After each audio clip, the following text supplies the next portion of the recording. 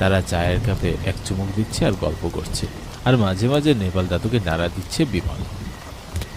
কি গো নেপাল দাদু, আমাদের দিকে তো তোমার কোনো খেয়ালই নেই, এত মনোযোগ দিয়ে টিভিতে কি দেখছো দাদু? নেপাল দাদু দেশের খবর শুনতে খুব আগ্রহী, দেশের কোথায় কি হচ্ছে সেটা জানতে তার খুব ইচ্ছে। নেপাল দাদুর বয়সটা প্রায় ৮০-তে ছুঁই ছুঁই। রুক্ষ মেজাজের লোক নেপাল দাদু, রোগা চিটচিটে দেহ, পরনে পাতলা ফতুয়া আর ধুতি, হাতের বিড়িতে মাঝে মাঝে খুব লম্বা টান মারছে আর টিভির খবর দেখছে। নেপাল দাদু বিমলের কথায় একটু কান দিল না, সে এক মনে টিভির দিকে তাকিয়ে আছে। এমন সময় একজন মাঝবয়স্ক লোক ছাতা মাথায়, কাঁধে ব্যাগে, শার্ট প্যান্ট পরা, রোগা লিকলিকে এগিয়ে আসছে। তারপর সেদিকে লক্ষ্য করলো, কোনই দিয়ে মন্টুকে একটু ইশারা করে।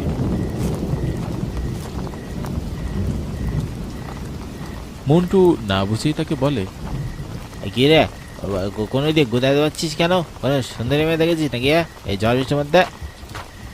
তখন এদিক থেকে ওদিক গাছগুলো তুলতে শুরু করে। লোকটা সেখানে হাজির হতেই কিরকম এক অদ্ভুত হাওয়া বইতে শুরু করে, আর তখনই বিদ্যুৎ বিচ্ছিন্ন হয়ে যায়, চারদিকটা অন্ধকারে নেমে যায়। নিপুণদা দিয়াশলাই লাইট দিয়ে লণ্ঠনটা জ্বালিয়ে নেয়। লোকটি একটু গিয়ে টুলে বসে, তখনই সবাই এদিক ওদিক মুখ তাকাতাকি করে। লোকটি যেন কেমন একটা দেখতে, সেখানে সবাই তাকে প্রথমে দেখেছে। লোকটি নিপুণদার কাছে চায়ের অর্ডার করে, নিপুণদা তাকে চা দেয়।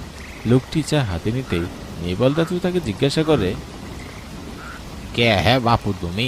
এ গ্রামে তো আগে কখনো দেখিনি, আরে বৃষ্টির মধ্যে কোথায় যাচ্ছ? লোকটির মুখে কোনো রকমের হাসি নেই। নেপাল দাদুর প্রশ্নের উত্তরে রোগাটি শুকনো মুখে বলে, আমি পোস্টমাস্টার, শহর থেকে এসেছি। এই গ্রামের পোস্ট অফিসে নতুন চাকরি পেয়েছি। ওরা বুঝি এই গ্রামেরই ছেলে বলে? মন্টুর চোখ মুখে উৎসাহের ছাপ দেখা যাচ্ছে। অনেক উৎসাহ নিয়ে মন্টু পোস্টমাস্টারকে বলে, তাহলে কৃষ্ণগড়ের পোস্ট অফিসটা আবার চালু হবে? আমরা এই পাশাপাশি গ্রামেরই ছেলে বলে এখানে আমরা সন্ধ্যায় আড্ডা দিই। পোস্ট অফিসে নতুন পোস্টমাস্টার আসার কথা শুনে নেপালদা বলে উঠলেন,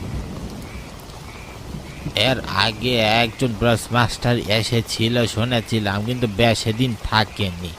হঠাৎ করে উনি এখান থেকে চলে গিয়েছে, তারপর থেকে পোস্ট অফিসে কোনো পোস্টমাস্টার ছিল না।